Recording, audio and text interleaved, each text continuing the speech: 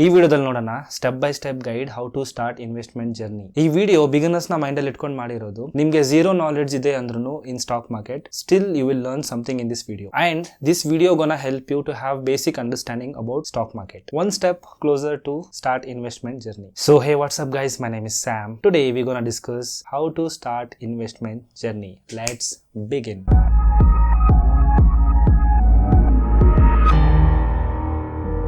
Stock market ಅಲ್ಲಿ ಬರೋದಕ್ಕಿಂತ ಮುಂಚೆ ಟ್ರೇಡಿಂಗ್ ಅಂಡ್ ಇನ್ವೆಸ್ಟ್ಮೆಂಟ್ ಮಧ್ಯೆ ಇರೋ ಡಿಫರೆನ್ಸ್ ನಿಮಗೆ ಗೊತ್ತಾಗಬೇಕು. ಯೂಟ್ಯೂಬ್ ಅಲ್ಲಿ ಬೇಜಾನ್ ವಿಡಿಯೋಸ್ ಇದೆ, ನಾನು ಇಷ್ಟು ದುಡ್ಡು ಮಾಡಿದೆ ಇನ್ ಸ್ಟಾಕ್ ಮಾರ್ಕೆಟ್, ಇಷ್ಟು ದುಡ್ಡು ಮಾಡಿದೆ ಇನ್ ಟ್ರೇಡಿಂಗ್ ಅಂತ. ಸೊ ನನ್ನ ಪ್ರಕಾರ ಅದು ಇನ್ವೆಸ್ಟ್ಮೆಂಟ್ ಅಲ್ಲ, ಅದು ಗ್ಯಾಂಬ್ಲಿಂಗ್. ನೀವೇನಾದ್ರೂ ಓವರ್ ನೈಟ್ ದುಡ್ಡನ್ನ ಡಬಲ್ ಮಾಡಬೇಕು, ತ್ರಿಬಲ್ ಮಾಡಬೇಕು ಅಂತ ಏನಾದ್ರು ನೀವು ಥಿಂಕ್ ಮಾಡ್ತಾ ಇದ್ರೆ, ಅಂತ ಮೆಂಟಾಲಿಟಿ ಏನಾದ್ರು ನಿಮ್ಗಿದ್ರೆ ಪ್ಲೀಸ್ ಈ ವಿಡಿಯೋನ ನೋಡಬೇಡಿ, ಇಲ್ಲಿ ಸ್ಕಿಪ್ ಮಾಡಿ. ಬಿಕಾಸ್ ಈ ವಿಡಿಯೋ ಬಂದು ಲಾಂಗ್ ಟರ್ಮ್ ಇನ್ವೆಸ್ಟ್ಮೆಂಟ್ ಬಗ್ಗೆ ನಾನು ಮಾಡ್ತಿರೋದು. ಲಾಂಗ್ ಟರ್ಮ್ ಅಂದ್ರೆ ಮಿನಿಮಮ್ 5, 10, 15, 20, 30 ಇಯರ್ಸ್. ಸೊ ಈ ತರ ಲಾಂಗ್ ಟರ್ಮ್ ನಾವು ಇನ್ವೆಸ್ಟ್ಮೆಂಟ್ ಮಾಡಿ ಹೇಗೆ ವೆಲ್ತ್ ನ ಜನರೇಟ್ ಮಾಡೋದು ಅನ್ನೋದ್ರ ಬಗ್ಗೆ ಈ ವಿಡಿಯೋ. ನಾನು ಪ್ರೀವಿಯಸ್ ವಿಡಿಯೋದಲ್ಲಿ ರೂಲ್ 75, 10, 15 ಬಗ್ಗೆ ಎಕ್ಸ್ಪ್ಲೈನ್ ಮಾಡಿದ್ದೀನಿ. ನಿಮ್ಗೆ ಆ ರೂಲ್ ಡೀಪ್ ಆಗಿ ಅರ್ಥ ಮಾಡ್ಕೋಬೇಕು ಅಂದ್ರೆ ನೀವು ಆ ವಿಡಿಯೋನು ಚೆಕ್ಔಟ್ ಮಾಡಿ. ವಿಡಿಯೋ ಲಿಂಕ್ ಡಿಸ್ಕ್ರಿಪ್ಷನ್ ಅಲ್ಲೂ ಕೊಟ್ಟಿರ್ತೀನಿ, ಐ ಬಟನ್ ಅಲ್ಲೂ ನಿಮ್ಗೆ ಆ ಲಿಂಕ್ ಪಾಪಪ್ ಆಗ್ತಾ ಇರುತ್ತೆ. ಆಮೇಲೆ ಬೇಕಾದ್ರೂ ನೀವು ಆ ವಿಡಿಯೋ ನೋಡಬಹುದು. ಆ ರೂಲ್ ಬಗ್ಗೆ ಈ ವಿಡಿಯೋದಲ್ಲಿ ನಾನು ಕ್ವಿಕ್ ಆಗಿ ಎಕ್ಸ್ಪ್ಲೈನ್ ಮಾಡ್ತೀನಿ, ಜಸ್ಟ್ ಗಮನ ಇಟ್ಟು ಕೇಳಿ. ರೂಲ್ 75, 10, 15 ಅಂದ್ರೆ maximum 75% of your income should be used for living. ಅಂದ್ರೆ ನೀವು ನಿಮ್ ಸ್ಯಾಲರಿ 100 rupees ಅನ್ಕೊಳ್ಳಿ, ಅದರಲ್ಲಿ 75 rupees ಅಷ್ಟೇ ನಿಮ್ ಸ್ಯಾಲರಿ ಅಂತ ನೀವು ಫಿಕ್ಸ್ ಆಗ್ಬಿಡ್ಬೇಕು ಮೆಂಟಲಿ. ಆ 75 ರೂಪಿನೇ ನೀವು ಪ್ಲಾನ್ ಮಾಡ್ಕೋಬೇಕು. ನಿಮ್ದು ಮನೆ, ರೆಂಟ್, ಫುಡ್ ಎಲ್ಲ expenses should cover with in that 75 rupees.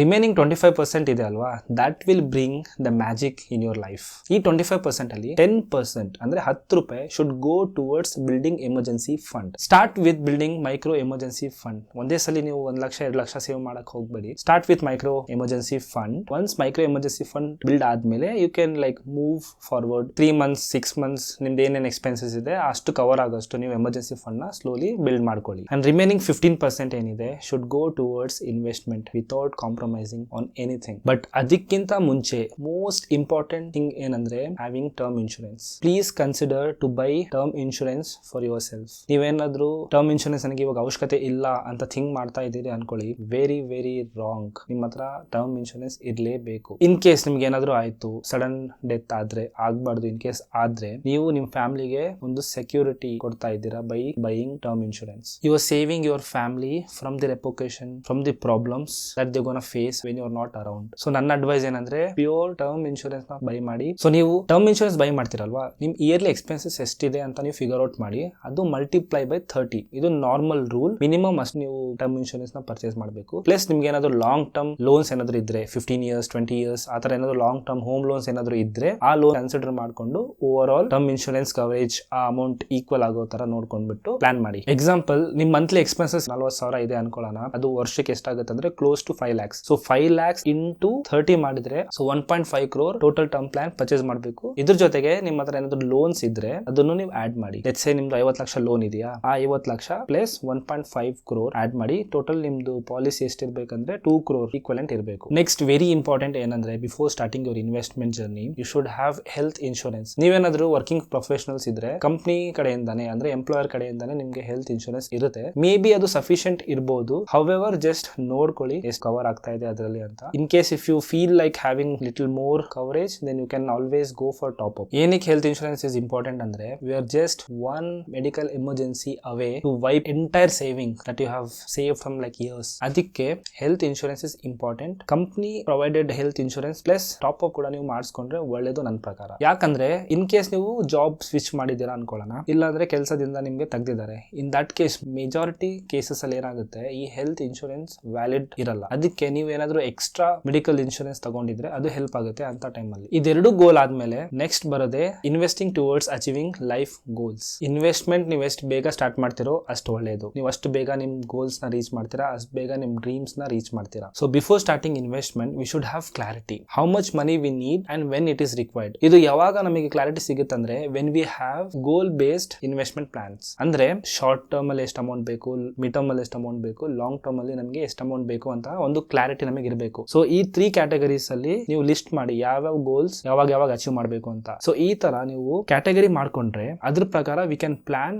Your risk and returns. So example, short term goals ಏನಾದ್ರು ಇದೆ ಅನ್ಕೊಳ್ಳೋಣ, 1 to 3 years I would consider that is a short term goal. ಇದರಲ್ಲಿ I want to buy a bike, ಇಲ್ಲ ನನ್ನ ಮದ್ವೆ ಇದೆ, ನನ್ನ ಮದ್ವೆಗೋಸ್ಕರ ಅಮೌಂಟ್ ಅಮೌಂಟ್ ನ ಸೇವ್ ಮಾಡ್ತಾ ಇದ್ದೀನಿ ಅನ್ಕೊಳ್ಳೋಣ, or I want to buy something for my home ಅಂತ just example. So 1 to 3 years gap ಅಲ್ಲಿ ಈ ಒಂದು ಗೋಲ್ ನಾನು ಅಚೀವ್ ಮಾಡಬೇಕು. So I cannot take risk by investing complete money in equities. So ನಾನು ಏನ್ ಮಾಡ್ತೀನಿ, ಅಮೌಂಟ್ ನ ಡೈವರ್ಸಿಫೈ ಮಾಡ್ತೀನಿ, ಸೇಫರ್ ಅಸೆಟ್ ಅಲ್ಲಿ ಇನ್ವೆಸ್ಟ್ ಮಾಡ್ತೀನಿ. ಎಕ್ಸಾಂಪಲ್ ಕಾರ್ಪೊರೇಟ್ ಬಾಂಡ್ಸ್ ಅಲ್ಲಿ ನಾನು ಇನ್ವೆಸ್ಟ್ ಮಾಡ್ತೀನಿ, FD ಅಲ್ಲಿ ಅಮೌಂಟ್ ನ ಪಾರ್ಕ್ ಮಾಡ್ತೀನಿ to generate fixed rate of return. ಏನಕ್ಕೆ ನನಗೆ ಅಮೌಂಟ್ ಬೇಕಿರೋದು within like 1 to 3 years ಮಧ್ಯ. ಸೊ ಇದರಲ್ಲಿ ನಾನು ಜಾಸ್ತಿ ರಿಸ್ಕ್ ತಗೊಳ್ಳಲ್ಲ. ಸಿಮಿಲರ್ಲಿ ನಿಮ್ಗೆ ಏನಾದ್ರು ಲಾಂಗ್ ಟರ್ಮ್ ಗೋಲ್ಸ್ ಇದೆ ಅನ್ಕೊಳ್ಳೋಣ, ಎಕ್ಸಾಂಪಲ್ 10 years 15 years ಆಮೇಲೆ ಏನೋ ಒಂದು ಪರ್ಚೇಸ್ ಮಾಡಬೇಕು, ಮನೆ ಪರ್ಚೇಸ್ ಮಾಡಬೇಕು, ಇಲ್ಲ ಒಂದು ಇಂಟರ್ನ್ಯಾಷನಲ್ ವೆಕೇಶನ್ ಹೋಗಬೇಕು, ರಿಟೈರ್ಮೆಂಟ್ ಪ್ಲಾನ್ ಮಾಡಬೇಕು ಅಂದ್ರೂ you have like 15 to 20 years of time to plan to achieve that goal. So accordingly ನೀವೇನ್ ಮಾಡ್ತೀರಾ, ರಿಸ್ಕ್ ಸ್ವಲ್ಪ ಜಾಸ್ತಿನೂ ತಗೋಬಹುದು. ಬಿಕಾಸ್ ಲಾಂಗ್ ಟರ್ಮ್ ಇರೋದ್ರಿಂದ ನೀವು ಇವಾಗ ರಿಸ್ಕ್ ತಗೊಂಡ್ರೆ over the period of that time ಅದೇನಾಗುತ್ತೆ,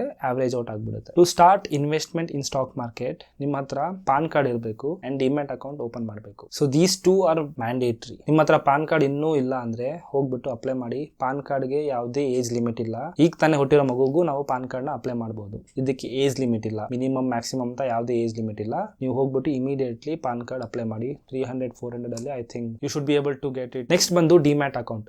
ಡಿಮ್ಯಾಟ್ ಅಕೌಂಟ್ ಸ್ವಲ್ಪ ಟ್ರಿಕಿ. ಏನಕ್ಕಂದ್ರೆ ಡಿಮ್ಯಾಟ್ ಅಕೌಂಟ್ ನೀವು ಓಪನ್ ಮಾಡ್ಬೇಕಂದ್ರೆ ಇಲ್ಲಿ ನಿಮ್ಗೆ ಏಜ್ ರಿಸ್ಟ್ರಿಕ್ಷನ್ಸ್ ಇದೆ. ಮಿನಿಮಮ್ ನಿಮ್ಗೆ 18 ವರ್ಷ ಕಂಪ್ಲೀಟ್ ಆಗಿರ್ಬೇಕು ಟು ಕ್ರಿಯೇಟ್ ಡಿಮ್ಯಾಟ್ ಅಕೌಂಟ್.